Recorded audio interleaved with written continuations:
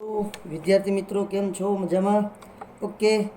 તો આપણે સરસ મજાનો ચેપ્ટર નંબર 4ની વાતો કરીએ છીએ. બહુ ઇન્ટરેસ્ટિંગ ચેપ્ટર છે અને ગઈકાલનો જે લેક્ચર હતો એ ખાસ ઇન્ટરેસ્ટિંગ લેક્ચર હતો મિત્રો. કે આજનો જે લેક્ચર છે એ પણ ખૂબ જ અગત્યનો છે. આ જે ટોપિક છે, આજનો જે ટોપિક છે પ્રક્રિયાક્રમ, આમાંથી 99% JEE અને નીટમાં ક્વેશ્ચન હોવાની સંભાવના છે મિત્રો. એટલે આ ટોપિકનું મહત્ત્વ તમે સમજી શકો છો, એટલો ઇમ્પોર્ટન્ટ ટોપિક છે. ઓકે, તો પ્રક્રિયાક્રમ ટોપિકનું નામ છે ઓર્ડર ઓફ રિએક્શન તરીકે અને ઇંગ્લિશમાં ઓળખવામાં આવે છે ઓર્ડર ઓફ રિએક્શન. ઓકે, ચલો સાહેબ, તો ઓર્ડર ઓફ રિએક્શન કહેવાય કોને? તો હું છે ને કાલનું જે આપણું વેગ સમીકરણ હતું, વેગ સમીકરણ, એ વેગ સમીકરણ લખું છું. વેગ બરાબર કે a raise to x and b raise to y. આવું સરસ મજાનું આપણું વેગ સમીકરણ હતું, બરાબર છે.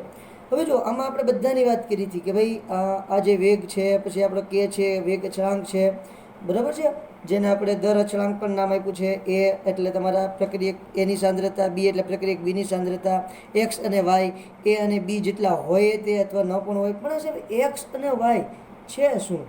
બરાબર છે. તો જો એ બહુ અગત્યનો ભાગ ભજવે છે. તમને કાલની એક એક્ઝામ્પલ જે આપણે છેલ્લે જોયું હતું કે ભાઈ એમાં આપણે સરસ મજાના એનોની સાંદ્રતાના કોન્સ્ટન્ટ રાખતા હતા અને O2ની સાંદ્રતામાં ફેરફાર જોઈએ. એવી રીતે O2ની સાંદ્રતાના કોન્સ્ટન્ટ રાખી અને એનએની સાંદ્રતામાં શું ફેરફાર થાય, બરાબર છે, એના કારણે વેગમાં શું ફેરફાર થાય એની વાત આપણે કરી હતી. જો તમને યાદ હોય તો, ન યાદ હોય તો ડોન્ટ વરી, વિડીયો પાછો જોઈ લ્યો.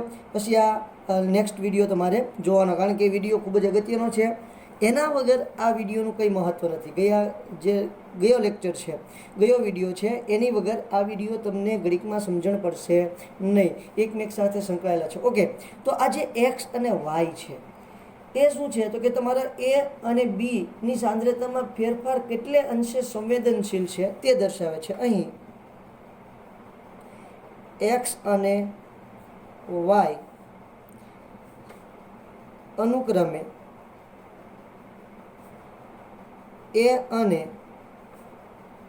બીની સાંદ્રતામાં થતો ફેરફાર કેટલે અંશે સંવેદનશીલ તે દર્શાવે છે. મતલબ તો ગઈકાલનું એક્ઝામ્પલ જ જોઈએ મિત્રો. તો એમાં જે આપણે એનોનો ફેરફાર કર્યો હતો એ વધારે સંવેદનશીલ હતો, કારણ કે એનોની સાંદ્રતા આપણે બમણી કરી તો એના કારણે વેગમાં કેટલો વધારો થતો હતો? 4 ગણો વધારો થતો હતો.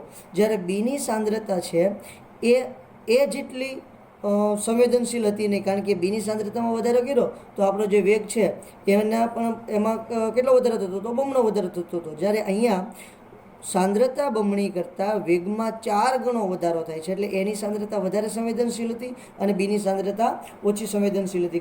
ગયા લેક્ચરની અંદર જેમાં આપણે એની જગ્યાએ લીધું હતું NO અને બીની જગ્યાએ લીધું હતું O2. ક્લિયર છે? ઓકે વેલ, તો આ જે એક્સ અને વાય, બરાબર છે, એક્સ અને વાયને આપણે શું કહેવાનું છે? તો કે પ્રક્રિયાનો ક્રમ કહેવાય. અહીં એક્સ અને વાયને અનુક્રમે એ અને બી ના સંદર્ભમાં પ્રક્રિયાનો ક્રમ કહે છે. એના સંદર્ભમાં પ્રક્રિયાનો ક્રમ કેટલો છે? એક્સ, અને બીના સંદર્ભમાં પ્રક્રિયાનો ક્રમ વાય. હવે બેયનો સરવાળો જો કરીએ તો આપણને પ્રક્રિયાનો કુલ ક્રમ મળે છે. એક્સ પ્લસ વાયને પ્રક્રિયાનો કુલ ક્રમ કહે છે. એક્સ પ્લસ વાયને પ્રક્રિયાનો શું કહેવાય છે બેટા? કુલ ક્રમ તરીકે ઓળખવામાં આવે છે. હું જ્યારે એને લાલ પેનથી ઇન્ડિકેટ કરી દઉં છું. બહુ ઇન્ટરેસ્ટિંગ પોઈન્ટ છે, બરાબર છે. મારા ખ્યાલથી 1.5 લાખ રૂપિયાની વાત છે. કેટલાની વાત છે? 1.5 લાખ રૂપિયાની. હમણાં મંદિરનો માહોલ ચાલે છે એટલે આપણે 1.5 લાખ જ રાખશું. ઓકે, તો હવે આને મારે વ્યાખ્યા તરીકે કેવું હોય તો કઈ રીતે કહી શકાય? તો કે પ્રક્રિયા વેગ અભિવ્યક્તિમાં, પ્રક્રિયાની જે વેગ અભિવ્યક્તિ છે, પ્રક્રિયા વેગ અભિવ્યક્તિમાં પ્રક્રિયકોની સાંદ્રતાના ઘાતાંકના સરવાળાને રાસાયણિક પ્રક્રિયાનો વેગ કહે છે. લાલ પેનથી જ લખી નાખું બેટા. પ્રક્રિયા વેગ અભિવ્યક્તિમાં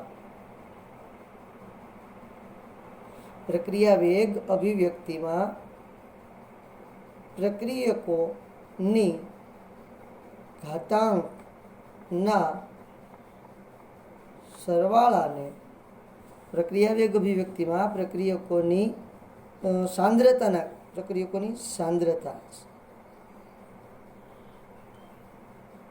સાંદ્રતાના ઘાતાંકના સરવાળાને રાસાયણિક પ્રક્રિયાનો ક્રમ કહે છે.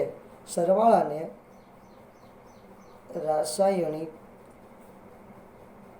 પ્રક્રિયાનો ક્રમ કહે છે.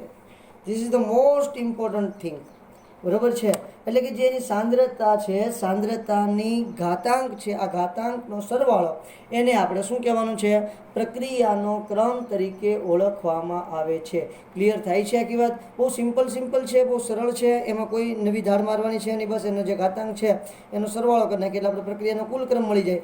અને જે પર્સનલ ઘાત છે, સમજો કે એ છે એની પર્સનલ ઘાત એક્સ છે અને બી છે એની પર્સનલ ઘાત વાય છે, તો એના સંદર્ભમાં એક્સ ક્રમની અને બીના સંદર્ભમાં વાય ક્રમની પ્રક્રિયા છે, એવું આપણે કહી શકીએ.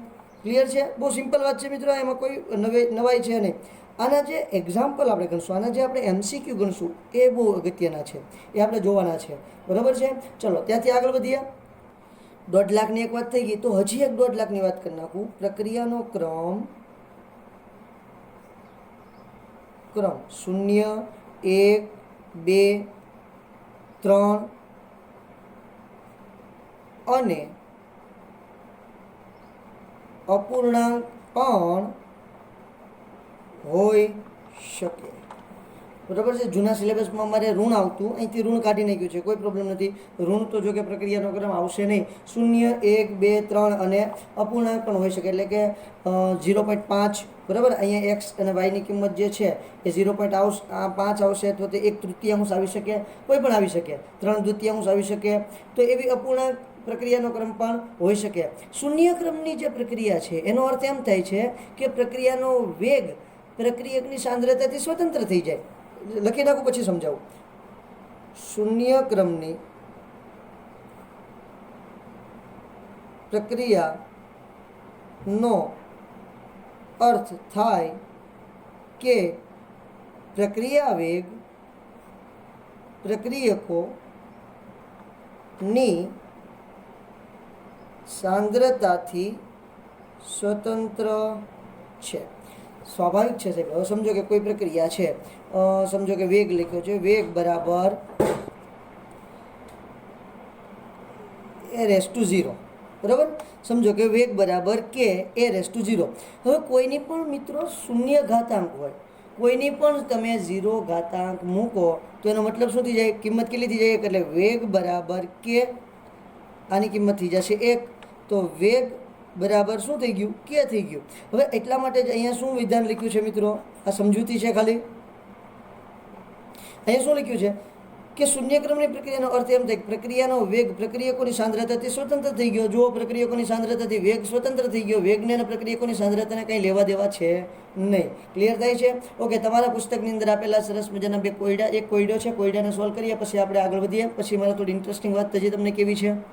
ચલો, આ રીતે મસ્ત મજાની તમને રકમ આપેલી છે. પ્રક્રિયાઓ જેની વેગ અભિવ્યક્તિ વેગ બરાબર કે a⁻1/2 b⁻3/2 અને બીજું છે b બરાબર વેગ બરાબર કે a⁻3/2 અને b⁻−1 છે. તો પ્રક્રિયાના એકંદર ક્રમ ગણો. ઓકે, પ્રક્રિયાનો ક્રમ ગણવાનો છે, એ માટે હું જરા ગણું છું આન્સર. બરાબર છે? એ માટે પ્રક્રિયાનો ક્રમ શું થાય છે એની પહેલાં વાત કરીએ. તો વેગ બરાબર કે a⁻1/2 and b⁻3/2. ઓકે. હવે આપણે શું કરીએ છીએ? આ બંનેનો સરવાળો, એટલે આપણો શું થઈ ગયો મિત્રો? પ્રક્રિયાનો ક્રમ થઈ ગયો. પ્રક્રિયા ક્રમ બરાબર કેટલા આવશે? 1/2 + 3/2. ક્લિયર છે? ઓકે. તો 1/2 + 3/2 જરાક સરવાળો કરી નાખો જોઈએ, એટલે શું થશે? 4/2 એટલે આવશે 2. તો પ્રક્રિયાનો કુલ ક્રમ 2 થયો, એટલે આને દ્વિતીય ક્રમની પ્રક્રિયા કહેવાય.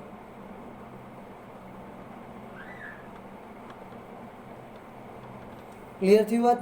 ઓકે, એવી જ રીતે બી માટે જરાક કેલ્ક્યુલેશન કરી નાખું છું. બહુ સિમ્પલ થઈ ગઈ પ્રક્રિયાક્રમ. હવે હું એ પ્રક્રિયા લખતો નથી. પ્રક્રિયાક્રમ બરાબર શું થશે? 3/2 -1.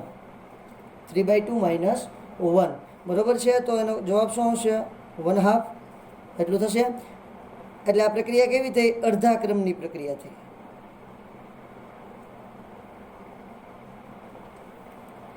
તો આ રીતે સરસ મજાનો તમને ક્વેશ્ચન પૂછાય છે બોર્ડમાં અને JEE નીટમાં પૂછે, પણ નીટમાં અને JEEમાં એટલા સહેલા ક્વેશ્ચન પૂછાતા નથી. એમાં તો થોડુંક લેવલ હાર્ડ હોય છે.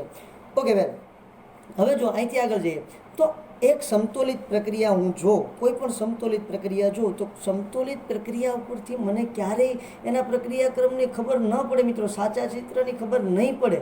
કારણ કે ભાગ્યે જ પ્રક્રિયા એક તબક્કામાં પૂરી થતી હોય. આપણે જેમ જેમ આગળ ભણશું બરાબર છે, એમાં ખાસ કરીને જ્યારે ઓર્ગેનિક રિએક્શન જોશું એટલે આપણને ખ્યાલ આવશે કે પ્રક્રિયા એક તબક્કામાં પૂરી થતી નથી. આજે હું તમને હમણાં એક્ઝામ્પલ આપું છું કે ભાઈ જટિલ પ્રક્રિયાઓ કોને કહેવાય અથવા તો સંકીર્ણ પ્રક્રિયાઓ કોને કહેવાય, જે એક કરતાં વધારે તબક્કામાં થતી હોય એને કહેવાય. જરાક એની પહેલાં વ્યાખ્યા લખી નાખું, પછી હું તમને સમજાવું. તો સામાન્ય રીતે કેવું થતું હોય છે કે ભાઈ તમે કોઈ પણ પ્રક્રિયા જુઓ તો પ્રક્રિયા જોતાં જ તમને ક્યારેય ખબર નહીં પડી જાય કે આ પ્રક્રિયા કેટલામાં ક્રમની છે. ક્લિયર થઈ છે? કારણ કે એક એવી વસ્તુ છે પ્રાયોગિક છે અને એ નહીં ખબર પડવાનું કારણ શું છે? તો કે ભાઈ આપણને પ્રક્રિયા પહેલા તબક્કામાં થતી હોય એવી પ્રક્રિયાઓ અમુક જ મળશે બરાબર. એ બાકી તો પ્રક્રિયાઓ કેવી છે? એક કરતાં વધારે તબક્કામાં થતી હોય છે એવી જ આપણને જોવા મળશે. તો જો જરાક પહેલી વાત કરી દઈએ કે ભાઈ આપણે સામાન્ય રીતે પ્રાથમિક પ્રક્રિયાઓ અથવા તો સરળ પ્રક્રિયાઓ કોને કહેવાય? પ્રાથમિક પ્રક્રિયાઓ અથવા તો સરળ પ્રક્રિયાઓ કોને કહેવાય? મારે તમને એ વાત પણ કરવી છે અને પછી આપણે અલગ અલગ એકમો પણ જોવા છે. તો સૌથી પહેલાં હું મિત્રો મસ્ત મજાની પ્રાથમિક પ્રક્રિયા અથવા તો સરળ પ્રક્રિયાની વ્યાખ્યા લખું છું. તો કે ભાઈ જે પ્રક્રિયા એક જ તબક્કામાં થતી હોય તેવી પ્રક્રિયાને પ્રાથમિક પ્રક્રિયા કહે છે. એક જ તબક્કામાં થતી હોય તેવી પ્રક્રિયાને પ્રારંભિક પ્રક્રિયા કહે છે. પ્રારંભિક અથવા તો પ્રાથમિક પ્રક્રિયા કહે છે. એક જ તબક્કામાં ફેસલો બરાબર છે એને આપણે કહીએ છીએ પ્રાથમિક પ્રક્રિયા. એટલે એક તબક્કામાં થાય એટલે આપણી પ્રાથમિક પ્રક્રિયા કમ્પ્લીટ. જો આવી પ્રક્રિયા જે હોય, ખાસ યાદ રાખજો મિત્રો, એમાં જે એનો તત્વયુગ્મિતીય ગુણાંક હોય ને એ જ એની ઘાતાંક હોય. એટલે કે એક્સ અને વાય કોણ હોય? તો કે જે એની તત્વયુગ્મિતીય ગુણાંક હોય તે જ હોય. ધારો કે કોઈ પ્રક્રિયા છે, દાખલા તરીકે અથવા તો ઉદાહરણ તરીકે ગઈકાલની આપણે પ્રક્રિયા લીધી હતી 2Na + O2 વિલ ગીવ્સ. શું આપણને ગઈકાલે નિપજ શું મળી હતી? 2Na + O2 ની કીધી હતી. તો યાદ કરી જુઓ. તો આપણને નિપજ મળી હતી 2NO2. યાદ આવે છે? આ પણ ગેસ અને આ પણ ગેસ. તો આ પ્રક્રિયા કેવી છે તમારી? કેવી પ્રક્રિયા છે? પ્રાથમિક.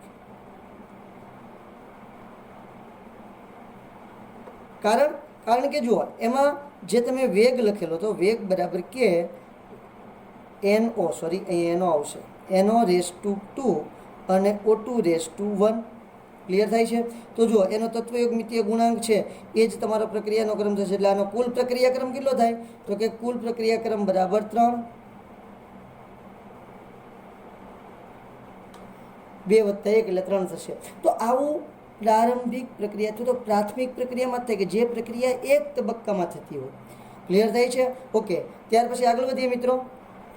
આવી ઘણી બધી પ્રાથમિક પ્રક્રિયાઓ ભેગી થાય અને પછી નિપજ મળે. એટલે કે પ્રાથમિક પ્રક્રિયાઓની શ્રેણી નિપજ આપે તો ત્યારે આવી પ્રક્રિયાઓ જટિલ પ્રક્રિયાઓ અથવા તો સંકીર્ણ પ્રક્રિયાઓ કહેવાય છે.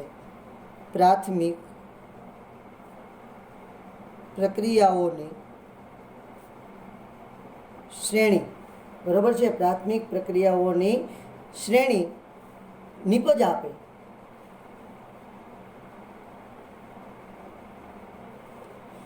ત્યારે આવી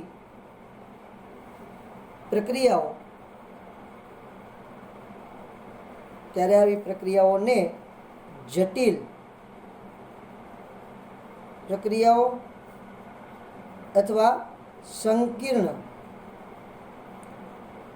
પ્રક્રિયાઓ કહે છે. જટિલ પ્રક્રિયાઓ અથવા તો સંકીર્ણ પ્રક્રિયાઓ તરીકે ઓળખવામાં આવે છે. હવે એના પણ બહુ બધા એક્ઝામ્પલ છે મિત્રો, ઘણા બધા એક્ઝામ્પલ એના છે. એના એક્ઝામ્પલ હમણાં હું તમને બતાવું પણ છું. પહેલાં હું જરાક આખો મુદ્દો કમ્પ્લીટ કરી નાખું એટલે તમારો પ્રક્રિયાક્રમ જે છે એ કમ્પ્લીટ થઈ જાય. ઓકે, તો એવી પ્રક્રિયાઓ કઈ કઈ કહી શકાય? તમારી પાસે કોઈ એક્ઝામ્પલ છે ખરા? હા, તો આપણે ઉદાહરણ તરીકે લઈ શકીએ. જેમ કે તમારું ઇથેનોલ જે છે,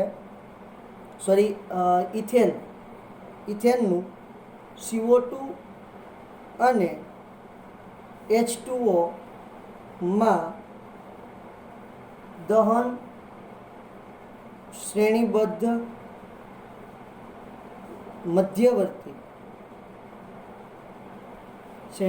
મધ્યવર્તી તબક્કામાં થાય છે. બરોબર છે, ઘણા બધા તબક્કામાં થાય. તમે ઇથેનનું દહન પ્રક્રિયા કરો, CO2 અને H2O માં દહન કરો, ઇથેનનું CO2 અને H2O માં દહનની જે પ્રક્રિયા કરો એ ઘણા બધા તબક્કામાં થશે અને તમને નિપજ શું મળશે? થાય છે જેમાં આલ્કોહોલ, બરાબર છે, પછી આલ્ડીહાઇડ અને એસિડ મળે છે. તો આવી પ્રક્રિયાને કેવી પ્રક્રિયા કહેવાય બેટા? તો કે સંકીર્ણ પ્રક્રિયા તરીકે ઓળખવામાં આવે છે. કેવી પ્રક્રિયા કહેવાય? સંકીર્ણ પ્રક્રિયા. હજી આગળ બીજું એક એક્ઝામ્પલ આપી દઉં. આ ઉદાહરણ તરીકે લઈ લઉં છું. હજી એક ઉદાહરણ આપી દઉં. આ ઉદાહરણ 1 અને ઉદાહરણ 2 આપી દઉં છું. જેમ કે તમારું 2NO2Cl, એમાંથી તમે મેળવશો 2NO2 વત્તા Cl2. તો આ પણ એક્ઝામ્પલ છે. ત્યાર પછી હજી એક એક્ઝામ્પલ આપી દઉં છું, કોઈ પ્રોબ્લેમ નથી. બરાબર છે, 2NO વત્તા 2H2. જો બેટા O2 વાળી નથી, આ મેં 2H2 લખ્યું છે. બરાબર, N2 gas plus 2H2O gas. તો આ બધી તમારી કેવી પ્રક્રિયાઓ છે? તો આ બધી તમારી સંકીર્ણ પ્રક્રિયાઓ છે. કેવી છે? સંકીર્ણ પ્રક્રિયાઓ. અને આની અંદર તમારે વેગ શોધવો હોય તો વેગ શોધવાની ક્રિયા બહુ ઇન્ટરેસ્ટિંગ છે, બતાવું છું હમણાં આજના લેક્ચરમાં આપણે એ જ જોવાનું છે. બરાબર છે, ચલો બેન. અને ત્યાર પછી આવે છે ત્રીજા પ્રકારની પ્રક્રિયા. અને હું પ્રક્રિયા નંબર 2 કહી દઉં છું. આ પ્રકાર નંબર 2 થઈ ગયો છે, એક આગળ છે. તો આ પ્રક્રિયા કેવી થઈ તમારી? તો કે સરસ મજાની સંકીર્ણ પ્રક્રિયાઓ થઈ. ઓકે, એને છે ને મિત્રો પાર્શ્વ પ્રક્રિયા પણ કહેવાય, પ્રતિવર્તી પ્રક્રિયા પણ કહેવાય. બીજું શું કહેવાય છે? પ્રતિવર્તી પ્રક્રિયાઓ પણ કહેવાય. આજે તમારી છે જટિલ પ્રક્રિયાઓ. જટિલ પ્રક્રિયાઓમાં 2 પ્રકાર છે. એક કોણ છે? અહીં લખું છું જટિલ પ્રક્રિયાઓ. જટિલ પ્રક્રિયામાં એક છે પ્રતિવર્તી અને એક છે પાર્શ્વ. એમાં આપણે જે અત્યારે વાત કરી છે એ વાત આપણે આ છે એ પ્રતિવર્તી પ્રક્રિયાની વાત છે. પાર્શ્વ પ્રક્રિયા કોને કહેવાય? બરોબર છે, પ્રતિવર્તી પ્રક્રિયામાં આ એક્ઝામ્પલ આપણે લઈ શકીએ. ઓકે, પાર્શ્વ પ્રક્રિયા કોને કહેવાય? તો કે સમજો કે ભાઈ હું ફિનોલનું નાઇટ્રેશન કરું છું. પાર્શ્વ પ્રક્રિયા કોને કહેવાય તેની વાત કરું છું. ફિનોલનું નાઇટ્રેશન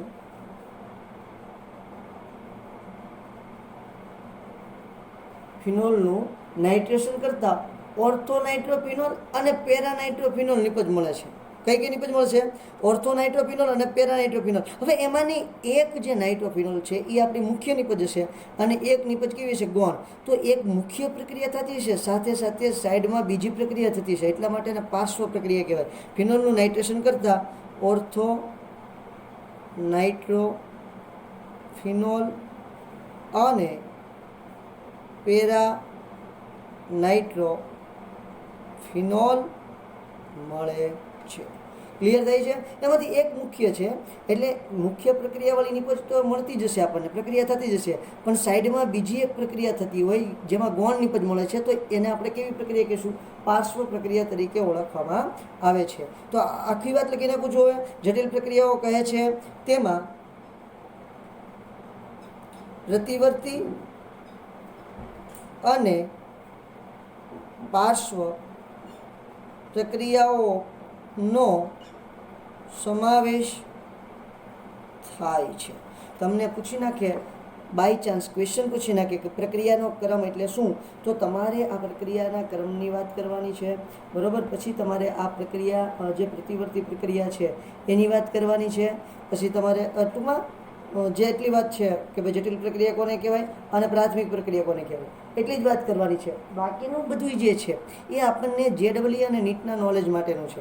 ક્લિયર છે? હવે હું જરાક એક સામાન્ય જે આપણો વેગ છે, વેગ અચળાંકના એકમો શોધી નાખીએ, બરાબર છે. પછી હું તમને સરસ મજાની પ્રારંભિક પ્રક્રિયા કોને કહેવાય અને જે આપણી સંકીર્ણ પ્રક્રિયાઓ છે એમાં આપણે વેગ કઈ રીતે શોધવો એની જરાક વાત કરી નાખીએ. બહુ સિમ્પલ છે, બહુ ઇન્ટરેસ્ટિંગ છે અને બહુ મજા આવે એવી વાત છે. ક્લિયર? તો આપણે હવે જોઈએ છીએ વેગ અચળાંકના એકમો. મોસ્ટ ઇમ્પોર્ટન્ટ વાત છે મિત્રો.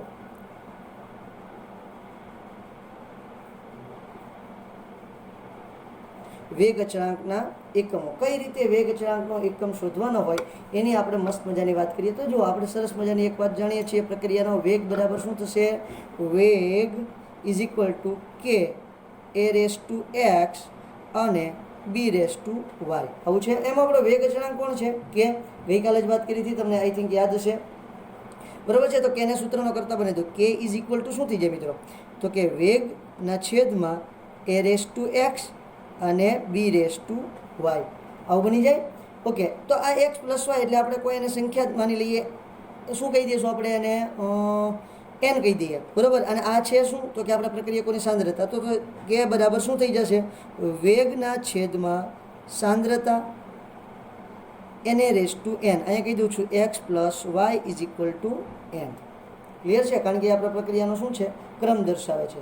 તો એટલી સરસ મજાની વાત આપણને ખબર પડી ગઈ. અહીંયા એક સરસ મજાની પહેલાં તો નોંધ લખી નાખું છું. શું લખી નાખું છું? નોંધ. બહુ ઇન્ટરેસ્ટિંગ નોંધ છે જે તમારે યાદ રાખવાની છે.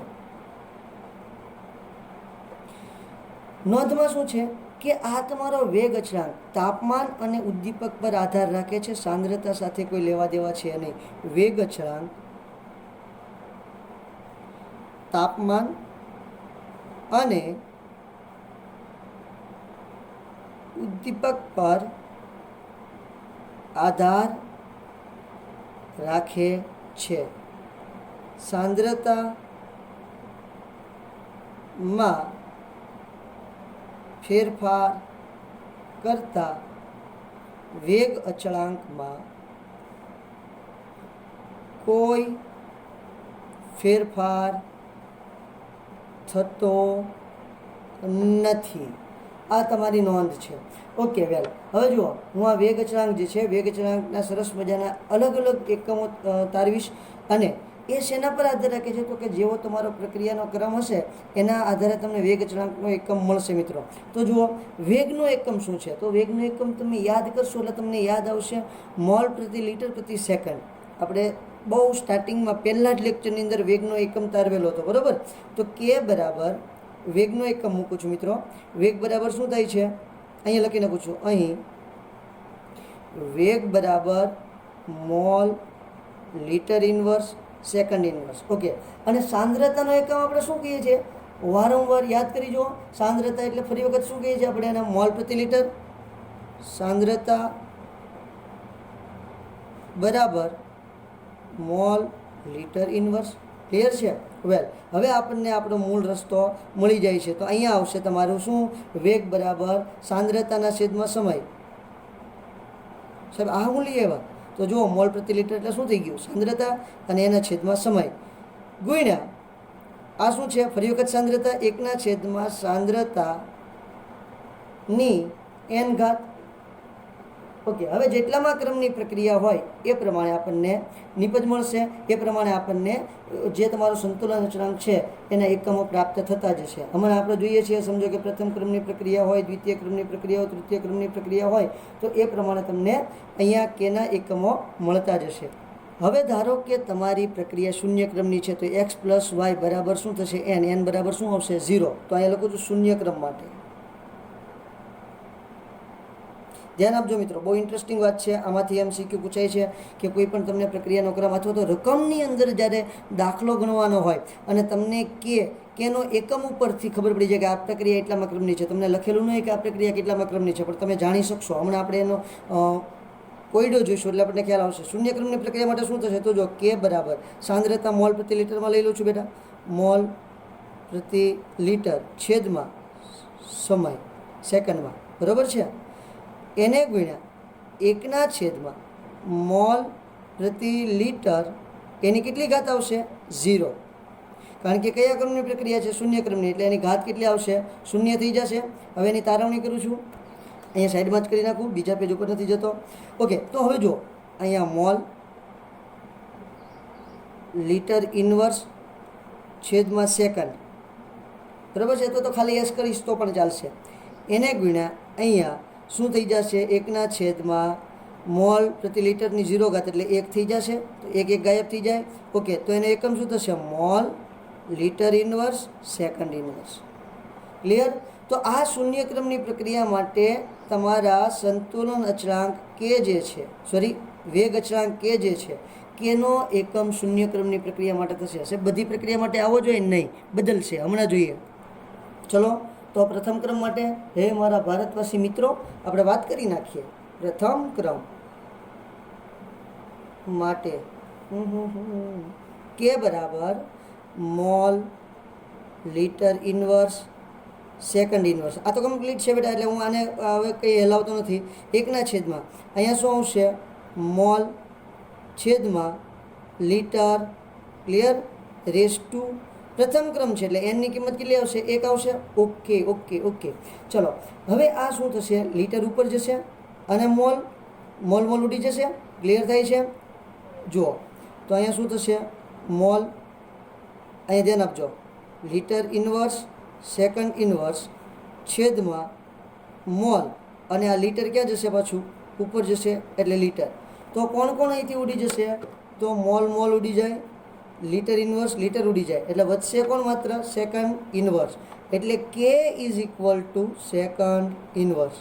આ પ્રથમ ક્રમની પ્રક્રિયા માટેનું કેનો એકમ થશે? Second inverse. હવે તમને રકમમાં જ્યારે પણ આપેલો એ સેકન્ડ ઇન્વર્સ, એટલે આપણે સમજી જવાનું કયા ક્રમની વાત થાય છે તે. ક્લિયર થાય છે કે વાત? ઓકે, ત્યાર પછી દ્વિતીય ક્રમ માટે પણ જોઈ લઈએ.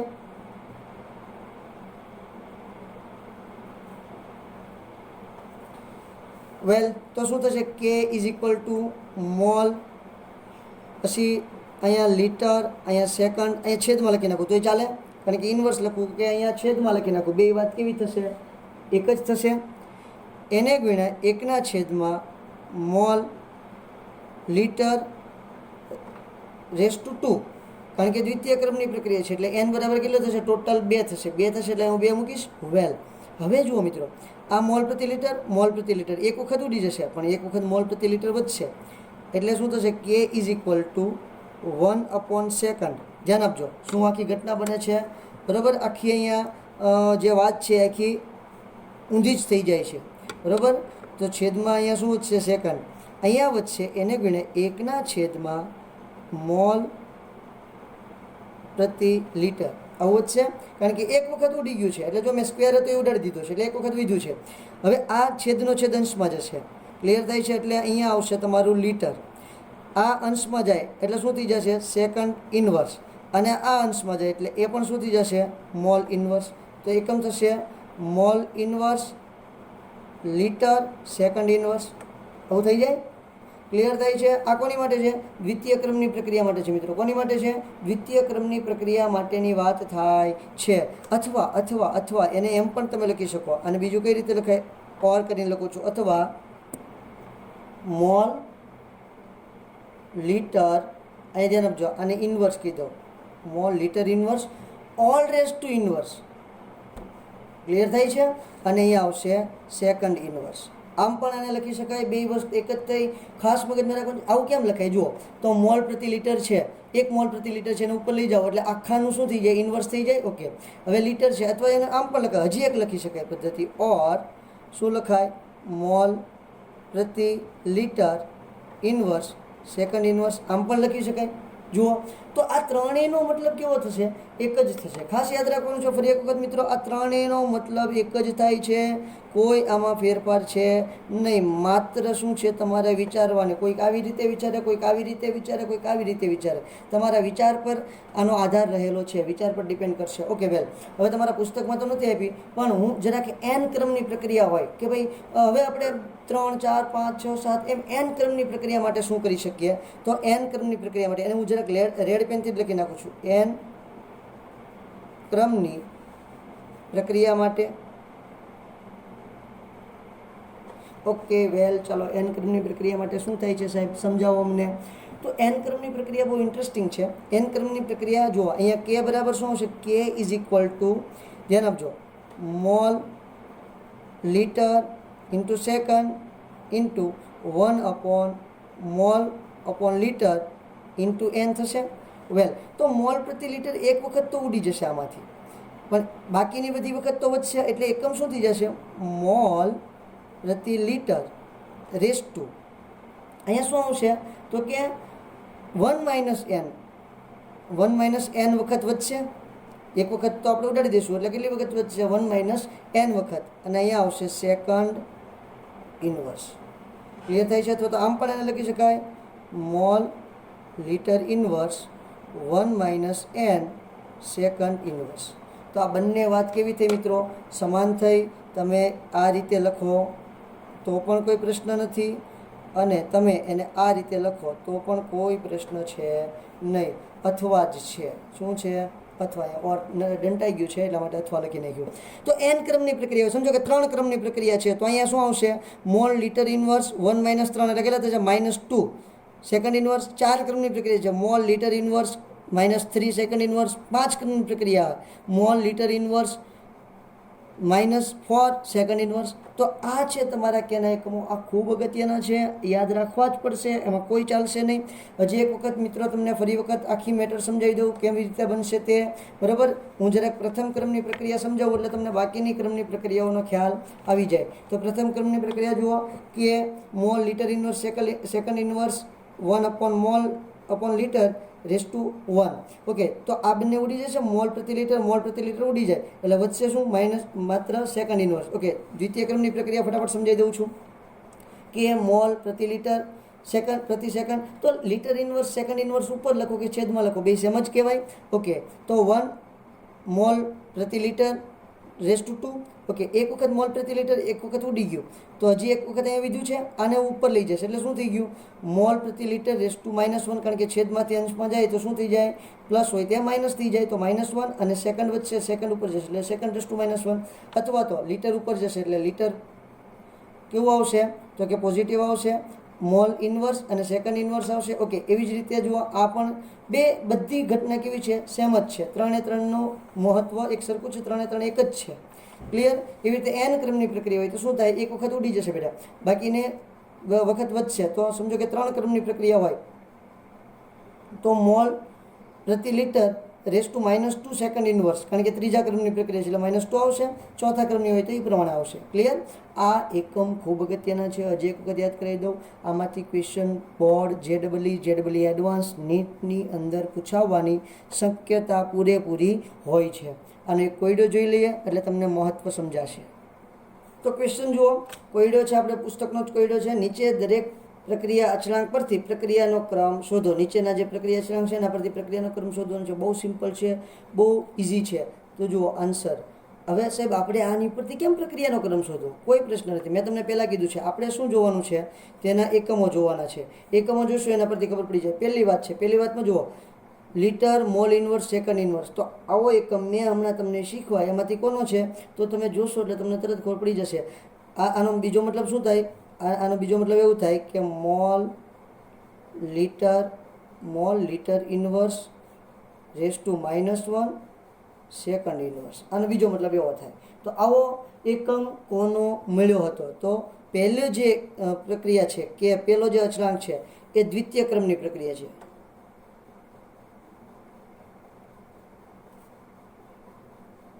કારણ કે એક વખત મોલ પ્રતિ લીટર ઉડી ગયું હોય તો એક જ વખત વિધું હોય, જેને આપણે ઉપર લઈ જાય એટલે શું આવી જાય, ઇન્વર્સ આવી જાય. અને બીજી વાત જે છે, આમાં માત્ર સેકન્ડ ઇન્વર્સ વિધું છે, તો સેકન્ડ ઇન્વર્સ એટલે શું હોય, પ્રથમ ક્રમની પ્રક્રિયા. ક્લિયર? પહેલી છે દ્વિતીય ક્રમની અને બીજી છે તે પ્રથમ ક્રમની. જોયું મિત્રો, મેં તમને કીધું એમ કે રકમમાં પણ આવું આપેલું હોય ત્યારે આપણને કીધેલું નહીં કે આ પ્રક્રિયા કયા ક્રમની છે, પણ આપણે એનો જે દર અચળાંક છે એના એકમ પરથી ખબર પડી જશે કે આ પ્રક્રિયા પહેલા ક્રમની છે કે આ પ્રક્રિયા બીજા ક્રમની છે. ઓકે, ચલો હવે આપણે મેઇન મૂળ વસ્તુ જે જોવાની હતી તેના પર આવી જઈએ. મારે તમને શીખવવું છે તે સરસ મજાની તમારી સંકીર્ણ પ્રક્રિયાઓ અને પ્રારંભિક પ્રક્રિયાનો વેગ કઈ રીતે શોધવો તે શીખવું છે. તેની આપણે મૂળ વાત કરીએ. મિત્રો હેડિંગ આપી દો, પ્રારંભિક પ્રક્રિયાઓ.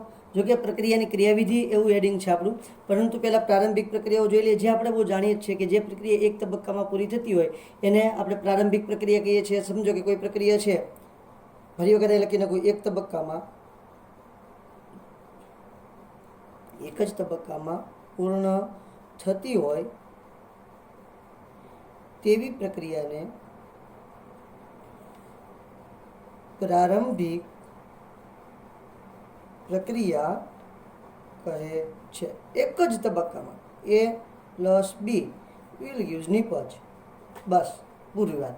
તો હવે આનો જો આનો આપણે પ્રક્રિયાનો દર શોધીએ તો પ્રક્રિયાનો વેગ શોધીએ તો વેગ બરાબર શું થાય? વેગ બરાબર K A B. એને જે મોલ છે એ જેના શું થશે? એક્સ અને વાય, એટલે કે મોલ એક છે તો એ એક જ છે, એટલે આપણે લખતા નથી. પણ યાદ રાખવા જેવું ZEE અને નીટ માટે જે અગત્યનું હોય એ વાત શું છે કે શૂન્ય ક્રમની પ્રક્રિયા ક્યારેય પ્રારંભિક પ્રક્રિયા હોતી નથી. યાદ રાખજો, શૂન્ય ક્રમની પ્રક્રિયા ક્યારેય પ્રારંભિક પ્રક્રિયા હોતી નથી. એ ક્યારેય શરૂઆત નથી કરતી. શરૂઆતની પ્રક્રિયા ક્યારેય શૂન્ય ક્રમની હોય નહીં. બીજી વાત, પ્રારંભિક પ્રક્રિયા માટે અપૂર્ણાંક પ્રક્રિયાક્રમ શક્ય નથી. યાદ રાખજો, પ્રારંભિક પ્રક્રિયા માટે અપૂર્ણાંક પ્રક્રિયાક્રમ શક્ય નથી. આ બે વાતો તમારે ખાસ યાદ રાખવાની છે. ઓકે વેલ, હવે જે આવે છે તે સંકીર્ણ પ્રક્રિયાની વાત કરીએ. શેની વાત કરીએ? સંકીર્ણ પ્રક્રિયા. લાલ પેનથી લખી નાખું. સંકીર્ણ પ્રક્રિયા. ઓકે, આમાં વસ્તુ જે છે એ બહુ અગત્યની છે અને એ પણ તમારે યાદ રાખવાની છે. સંકીર્ણ પ્રક્રિયા કોને કહેવાય એની આપણે વ્યાખ્યા આગળ લખી નાખી છે. એટલે હું સંકીર્ણ પ્રક્રિયા તમને આગળ બહુ વાતો કરતો નથી, એની વ્યાખ્યા લખાવતો નથી, જે અમે અગાઉ લખી જ નાખી છે અને તમને સમજાવી પણ દીધી છે. હવે હું સીધી તે પ્રક્રિયાથી જ વાત શરૂ કરી દઉં છું. આ પ્રક્રિયા એક કરતાં વધારે તબક્કામાં થતી હોય એમાં ધીમો તબક્કો વેગ નિર્ણાયક બને છે. આ પ્રક્રિયામાં ધીમો તબક્કો વેગ નિર્ણાયક તબક્કો બને છે. ક્લિયર? જે ધીમો તબક્કો છે એ તબક્કો વેગ નિર્ણાયક તબક્કો હશે. હમણાં આપણે જોશું એટલે ખ્યાલ આવશે. અને એ તબક્કા દરમિયાન જે તમારા પ્રક્રિયકો વપરાણા હોય, ધીમા તબક્કા દરમિયાન જે પ્રક્રિયકો વપરાણા હોય એની જે સાંદ્રતા છે, એની સાંદ્રતાની જે ઘાત છે એ તમારો વેગ નિયમ કહેવાશે. ક્લિયર થાય છે આખી વાત? તો અહીંયા જરા લખી નાખું છું. વેગ નિયમમાં પ્રક્રિયાનો વેગ ધીમા તબક્કાના પ્રક્રિયકની સાંદ્રતા ઉપર, ધીમા તબક્કાના પ્રક્રિયકની સાંદ્રતા ઉપર આધારિત હોય છે. આધારિત હોય છે. જે મધ્યવર્તીથી મુક્ત હોવું જોઈએ, અથવા તો જે મધ્યવર્તી સંયોજન ઉત્પન્ન થાય છે, મધ્યવર્તી સંયોજનની સાંદ્રતાથી મુક્ત હોવું જોઈએ. હવે જો તમે એક કરતાં વધારે તબક્કામાં પ્રક્રિયા કરતા હો એટલે મધ્યવર્તી સંકીર્ણ સંયોજન ઉત્પન્ન થાય અને મધ્યમાં જ પતી જાય, બરોબર છે, અને છેલ્લે આપણને નિપજ મળે. તો એ મધ્યવર્તી સંકીર્ણની સાંદ્રતા ક્યારેય આપણે વેગ નિયમમાં દર્શાવવાની નહીં. એટલા માટે શું અહીંયા તમને કીધું છે કે ભાઈ મધ્યવર્તી સંયોજનની સાંદ્રતાથી કેવું રાખવાનું છે? તેને મુક્ત રાખવાનું છે. હવે હું એક્ઝામ્પલ લઈશ એટલે તમને ખ્યાલ આવી જશે. પહેલું જ એક્ઝામ્પલ લઉં છું, ઉદાહરણ 1, બરોબર છે. ચલો વેલ, તો ઉદાહરણ 1, 2NO2Cl will gives 2NO2 + Cl2. હવે જો અહીંયા પ્રક્રિયા છે બે તબક્કામાં થાય છે. હું જરાક તમને બતાવી દઉં છું. તો પહેલો તબક્કો શું થશે? ક્રિયાવિધિ લખી નાખો અહીંયા. એને ક્રિયાવિધિ બોલાય. પહેલો તબક્કો શું થશે? NO2Cl વિલ ગીવ્સ NO2 વત્તા Cl. આ તબક્કો તમારો ધીમો તબક્કો છે. તમને કેમ ખબર પડી સાહેબ? હું જાદુગર છું? ના, એવું નથી. મને એટલા માટે ખબર પડી કે પ્રાયોગિક રીતે મને ખ્યાલ છે, પ્રયોગ કરીને જ આ વસ્તુ સમજી શકાય છે. મારી પાસે કોઈ એવું જાદુ છે નહીં, બરાબર? હું કોઈ એવો ખતરનાક જાદુગર છું નહીં, મને એવું ખબર પડી જાય. તો આ રીતે સરસ મજાની ખબર માત્ર પ્રાયોગિક રીતે જ પડશે, આમાં આપણે જોવાથી ખબર પડશે નહીં. બીજો તબક્કો શું છે? NO2Cl વત્તા Cl વિલ ગીવ્સ NO2 વત્તા Cl2. આ તબક્કો છે તે ઝડપી તબક્કો છે.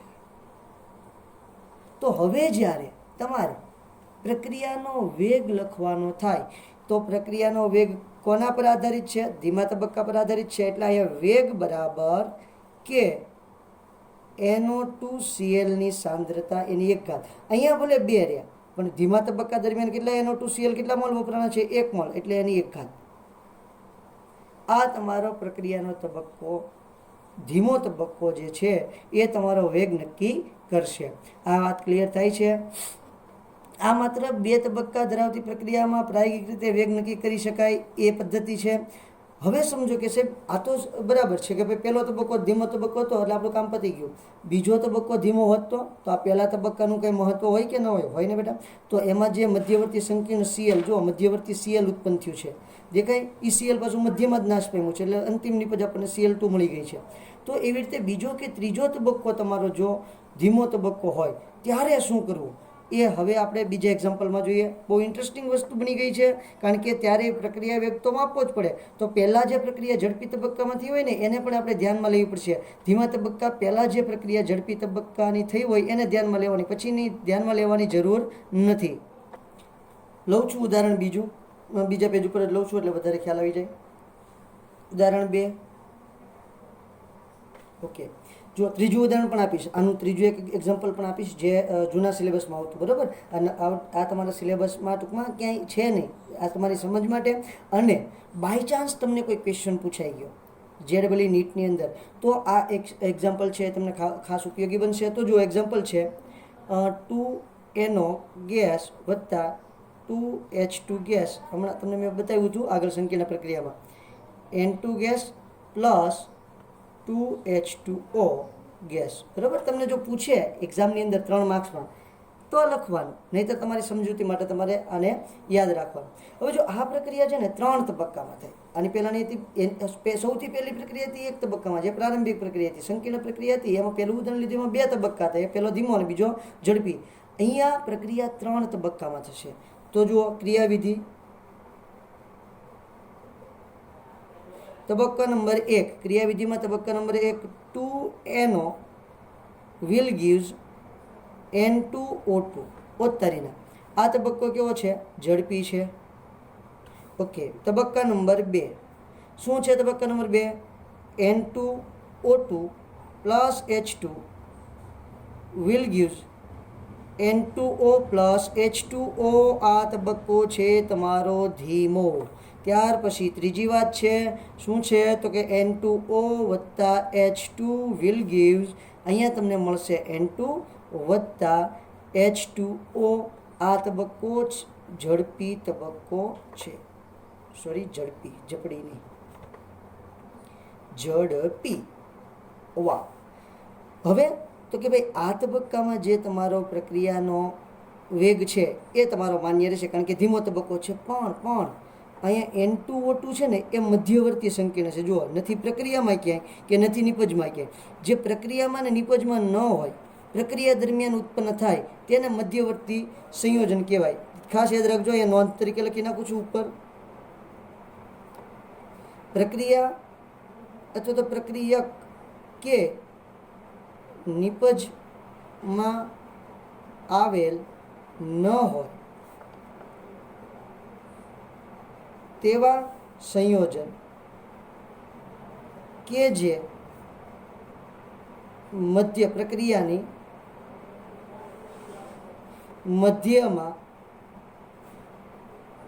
ઉત્પન્ન થાય અને મધ્યમાં જ નાશ પામી નિપજ આપે તેને આપણે શું કહીએ છીએ? તેને મધ્યવર્તી સંયોજનો કહે છે, અથવા તો ઘણા મિત્રોને મધ્યવર્તી સંકીર્ણ પણ કહે છે, કોઈ પ્રોબ્લેમ નથી. મધ્યવર્તી સંકીર્ણ કે મધ્યવર્તી સંયોજનની આ સરસ મજાની વાત થઈ ગઈ. તો આ આપણું N2O2 જે છે એ મધ્યવર્તી નિપજ છે, મધ્યવર્તી સંકીર્ણ છે. તો એનો આપણે ઉલ્લેખ કરી શકાતો નથી, એવું મેં શરૂઆતમાં જ કહી દીધું છે કે મધ્યવર્તીથી મુક્ત હોય. પ્રક્રિયા વેગ જે છે એ મધ્યવર્તીથી કેવો છે? મુક્ત હશે. તો અહીંયા આપણે વેગ શોધવા જશે તો મધ્યવર્તી આવશે. તો હવે શું કરવાનું? તો જુઓ, હવે બહુ ઇન્ટરેસ્ટિંગ મેટર બતાવું છું. એની ઉપરનો જે ઝડપી તબક્કો છે ને આપણને સરસ મજાનું પણ દેખાય છે. જુઓ તો ને આપણને પ્રક્રિયક દેખાય છે 2NO દેખાય, મને જ દેખાય છે. તો એ ઝડપી પ્રક્રિયા તબક્કો છે એનું વિશ્લેષણ કરીશ. ખરેખરમાં પ્રક્રિયાનો દર કેવો થાય? વેગ બરાબર શું થાય છે? જુઓ, તમે જોશો એટલે ખ્યાલ આવશે કે N2O2 અને H2 આવું થશે. ચલો, આને તો આપણે ઉપયોગ કરવાનો પડશે. આને સમીકરણ 1 કહી દો એટલે આપણું સરસ મજાની મેટર ક્લિયર થતી જશે. ઓકે, પરંતુ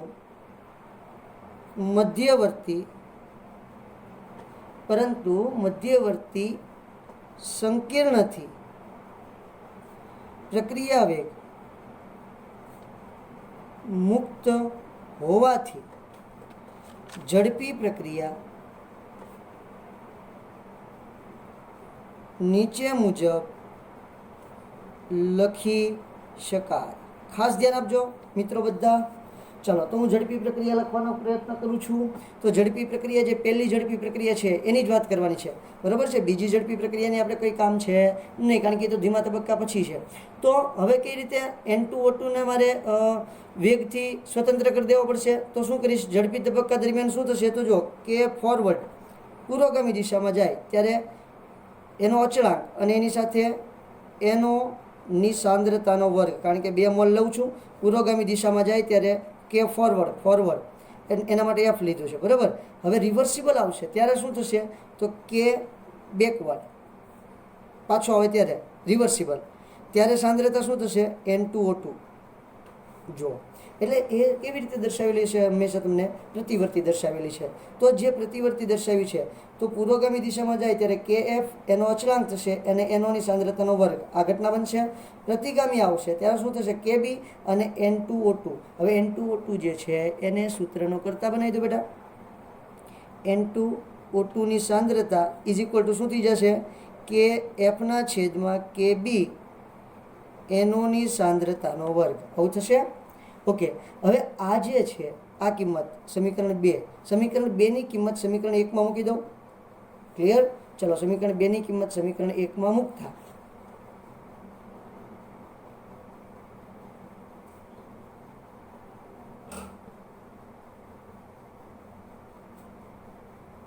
સમીકરણ 2ની કિંમત સમીકરણ 1માં મૂકતા એટલે કે N2O2ની કિંમત છે એ મૂકી દો. તો વેગ બરાબર શું થશે? K.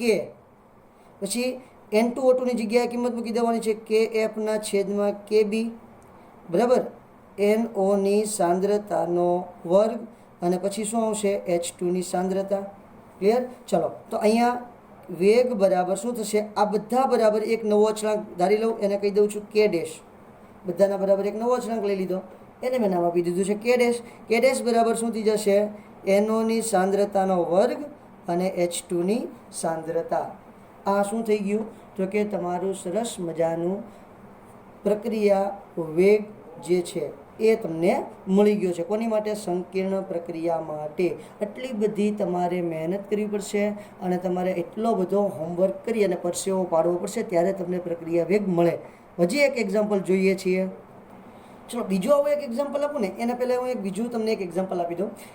જે ગુજકેટ 2015ની અંદર પૂછાઈ ગયેલું એક્ઝામ્પલ છે, બહુ ઇન્ટરેસ્ટિંગ છે. તો જુઓ, અહીંયા તમે જોશો ને એટલે 3ClO- will gives ClO3- plus 2Cl-. આ રીતનો તમારી પ્રક્રિયા છે. પ્રક્રિયા માટે વેગ નીચે મુજબ થશે. ઓકે, પ્રક્રિયા માટે વેગ છે એ નીચે મુજબ તમને જોવા મળશે. તો એક દ્રષ્ટિથી જોઈએ તો આના માટે આપણે વેગ કેટલો કહી દઈએ? તો કે પ્રક્રિયા વેગ બરાબર K ClO- raised to 3 એવું કહી દઈએ. પણ એવું થશે નહીં. આ પ્રક્રિયા 2 તબક્કામાં થશે. આ પ્રક્રિયા, એનો આન્સર લખી દઉં છું મિત્રો. આ પ્રક્રિયા 2 તબક્કામાં થશે. પહેલો તબક્કો છે ClO- વત્તા ClO- will gives ClO2- plus Cl-. આ તબક્કો તમારો ધીમો તબક્કો છે, ધીમો અથવા વેગ નિર્ણાયક, કારણ કે આના પરથી જ વેગ નક્કી થવાનો છે. ઓકે, બીજો તબક્કો શું છે? આ Cl- છે, સોરી ClO2 જે છે, ClO2- જે છે એ ફરી વખત ClO- સાથે જોડાશે, એટલે પાછું તમને અહીંયા મળશે ClO3- પ્લસ Cl-. બરાબર છે?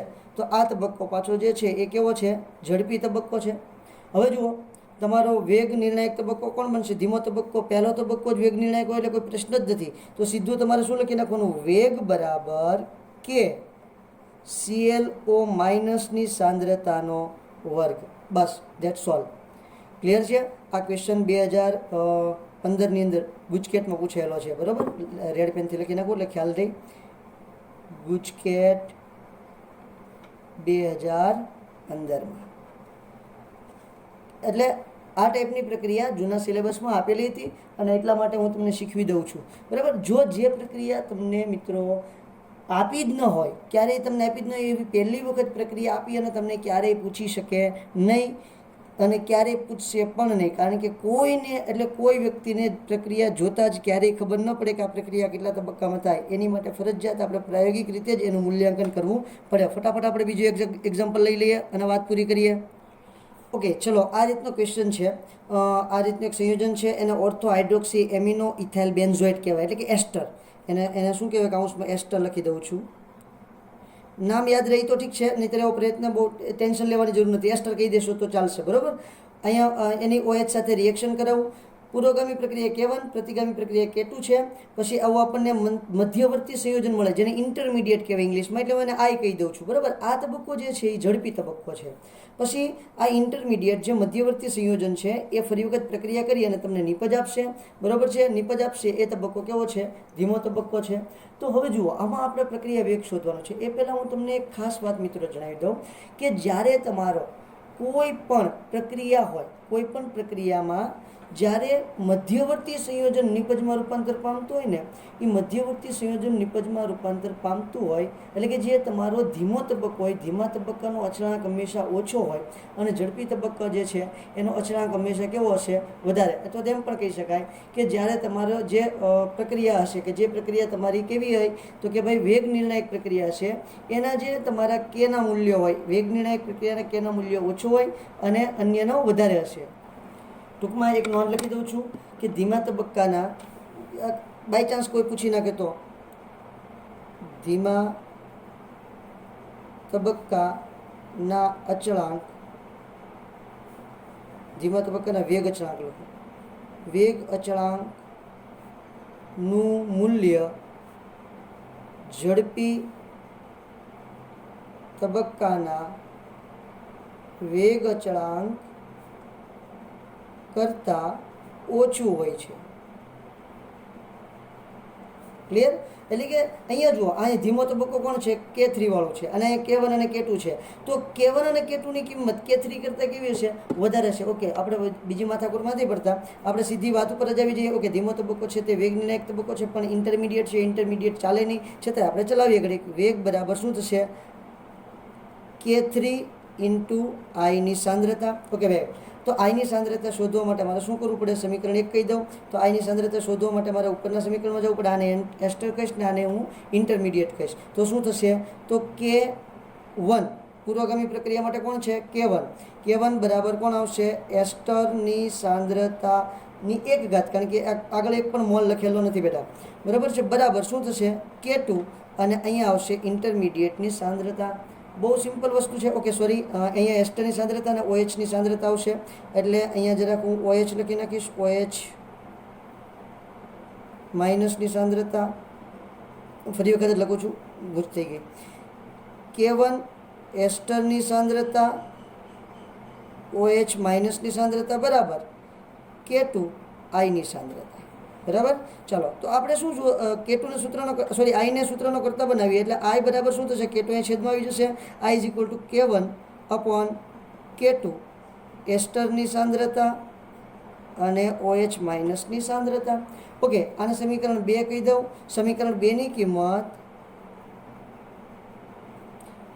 કિંમત સમીકરણ 1 માં મૂકતા. બહુ ઇન્ટરેસ્ટિંગ વાત છે બેટા, ખાસ યાદ રાખજો. હું એટલા બધા એક્ઝામ્પલ તો જ આપતો હોઉં કે જ્યારે વાત બહુ અગત્યની હોય, નહીંતર એટલે એક્ઝામ્પલ આપવાના જ ના આવે, તમને એમ જ ખબર પડી જાય. ઓકે ચાલો મૂકી દઉં છું. તો વેગ બરાબર K3 K1 ના છેદમાં K2 એસ્ટરની સાંદ્રતા અને OH માઇનસની સાંદ્રતા. તો શું થઈ જાય, આના બરાબર નવો એકમ ધારી લઉં છું. વેગ બરાબર K એસ્ટરની સાંદ્રતા અને OH માઇનસની સાંદ્રતા. જ્યાં અહીંયા લખી નાખું છું, જ્યાં K બરાબર K3 K1 upon K2. Clear. તો આ રીતે તમારે સંકીર્ણ પ્રક્રિયા હોય એનો વેગ તમે આ પદ્ધતિથી શોધી શકો, અને ફરજિયાત આ રીતે જ શોધવો પડે, બીજો તમારી પાસે કોઈ રસ્તો છે નહીં. તો આ મસ્ત મજાની આપણે વાતો કરી છે બેટા. બાકીની વાતો આપણે નેક્સ્ટ લેક્ચરની અંદર કરશું. નેક્સ્ટ લેક્ચરની અંદર એના બહુ બધા એક્ઝામ્પલ પણ આપણે સોલ્વ કરવા છે, બરાબર. અને આપણે સરસ મજાનો આણ્વિકતા પણ શીખવું છે. ઓકે, તો આજનો લેક્ચર એટલે રાખીએ. ફરી વખત મિત્રો સરસ મજાની મહેનત કરજો. આ ટાઈપના જે ક્વેશ્ચન હોય તે બોર્ડમાં પૂછાવાની સંભાવના વધારે હોય, તે આપણને JEE અને નીટમાં પૂછાવાની સંભાવના વધારે હોય, તો એના પર વધારે ફોકસ કરવું. જેટલી મહેનત અમે કરીએ છીએ એનાથી બમણી મહેનત તમે કરશો ત્યારે જ સાચું રિઝલ્ટ આપણું મળશે. Thank you.